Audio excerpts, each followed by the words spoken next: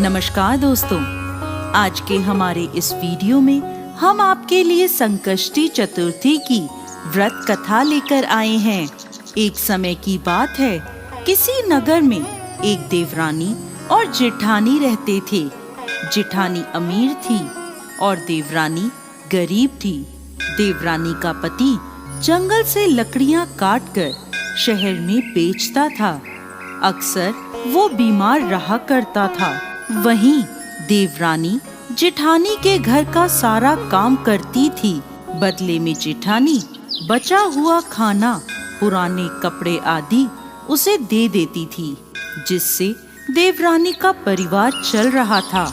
माघ के महीने में देवरानी ने तिल चौथ का व्रत किया। 5 रुपए के तिल व गुड़ लाकर तिलकूटा बनाया। पूजा करके तिल चौथ की कथा सुनी और तिलकूटा छीके में रख दिया और सोचने लगी, चांद उगने पर तिलकूटे का भोग लगाकर ही कुछ खाऊंगी। कथा सुनकर वो अपनी जेठानी के घर चली गई। खाना बनाकर उसने जेठानी के बच्चों से कहा, खाना खा लो। तो बच्चे बोले, जब माँ खाएगी हम भी तभी खाएंगे।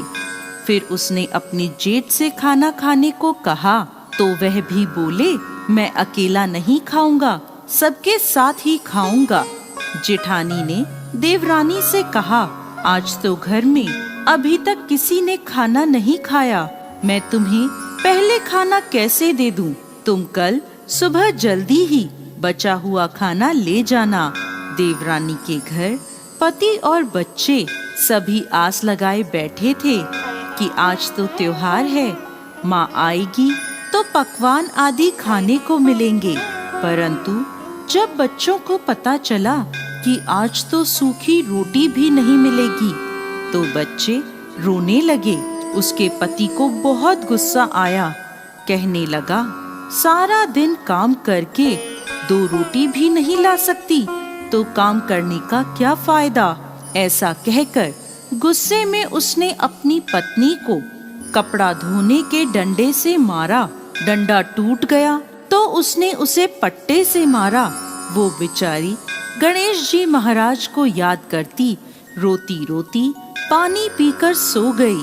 उस दिन गणेश जी महाराज उसके सपने में आए और बोले, धोवना मारी, पाटा मारी, सो रही है या जाग रही है? वो बोली, कुछ जाग रही हूँ, कुछ सो रही हूँ। तब गणेश जी बोले, मुझे भूख लगी है, कुछ खाने को दो। तब वह बोली, क्या दूं? मेरे घर में तो अन्न का एक दाना भी नहीं है। थोड़ा सा पूजा का तिलकूटा छीके में पड़ा है, आप वो खा लें। तिलकूटा खाकर गणेश जी बोले, धोवना मारी, पाटा मारी, निपटाई लगी है, कहाँ निपटूं? वो बोली, ये पड़ा घर, जहाँ इच्छा हो निमट लो। फिर गणेश जी बोले, अब कहाँ पोछूं? तो वह गुस्से में बोली, कब से तंग कर रहे हो? मेरे सर पर पोछो और कहाँ पोछोगे? सुबह जब उसकी नींद खुली तो वो हैरान रह गई। उसका पूरा घर हीरे मोतियों से जगमगा रहा था। उसके माथे पर हीरे मोती जगमगा रहे थे। उस दिन वो जेठानी के यहाँ काम करने नहीं गई। काफी देर राह देखने के बाद जेठानी ने अपने बच्चों को चाची को बुलाने भेजा। उसने सोचा, कल खाना नहीं दिया इसलिए देवरानी बुरा मान गई है। बच्चे बुलाने गए और बोले, चाची चाची चलो, माँ ने बुलाया है, सारा काम पड़ा है। तब देवरानी बोली, बेटा बहुत दिन तुम्हारी माँ के काम कर लिया, अब तुम अपनी माँ को मेरे यहाँ काम करने भेज दो। बच्चों ने घर जाकर अपनी माँ को सारी बात बताई कि चाची का घर हीरे मोतियों से जगमगा रहा है। जेठानी दौड़ती हुई देवरानी के घर पहुँची और बोली, ये सब कैसे हुआ? देवरानी ने गणेश जी महाराज की सारी लीला जेठानी को बता दी। घर लौटकर जेठानी अपने पति से बोली, आप मुझे धोवने और पाटे से मारो। उसका पति बोला, अरे भली मानस, मैंने तो आज तक कभी तुम्हें नहीं मारा, अब मैं तुम्हें कैसे मार सकता हूँ। लेकिन वो नहीं मानी और जिद करने लगी। मजबूरन उसके पति ने उसे खूब मारा। जेठानी ने खूब सारा घी डालकर चूरमा बनाया और छीके में रख कर सो गई। रात को चौथ विनायक जी सपने में आए और बोले, भूख लगी है, क्या खाऊं? जेठानी बोली, गणेश जी महाराज, जेठानी के यहाँ आपने सूखा तिलकुटा खाया था। मैंने तो मेवे और देसी घी डालकर चूरमा बनाया है, छीके में रखा है, खा लीजिए। अब गणेश जी बोले, कहाँ निपटूं? जेठानी बोली, उसके यहाँ तो टूटी फूटी झोपड़ी थी, मेरे यहाँ तो महल है, जहाँ चाहे निमट लें। अब गणेश जी पूछते हैं, अब इसे कहाँ पोंछूं?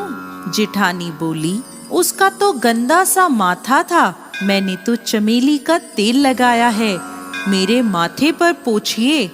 धन की लोभी जेठानी सुबह जल्दी ये सोचकर उठी कि उसका घर हीरे मोतियों से जगमगा रहा होगा, लेकिन देखा तो पूरे घर में गंदगी फैली थी, तेज बदबू आ रही थी, उसके सिर पर भी गंदगी लगी थी। वो बोली, हे गणेश जी महाराज, ये आपने क्या किया? मुझसे रूठे और देवरानी पर टूटे। जेठानी ने सफाई करने की बहुत कोशिश करी, परंतु गंदगी और फैलती गई। जेठानी के पति को जब ये मालूम चला तो वो बहुत नाराज हुआ और बोला, तेरे पास सब कुछ था, फिर भी तेरा मन नहीं भरा। देख, ये तेरे लालच का नतीजा है। परेशान होकर जेठानी गणेश जी महाराज से विनती करने लगी, माफी मांगने लगी।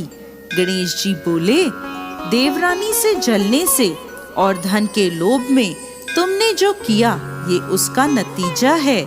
इस प्रकार जेठानी को सबक सिखाते हुए गणेश जी महाराज ने अपनी माया समेट ली। हे गणेश जी महाराज, जैसे देवरानी पर कृपा करी, वैसे सब पर करना।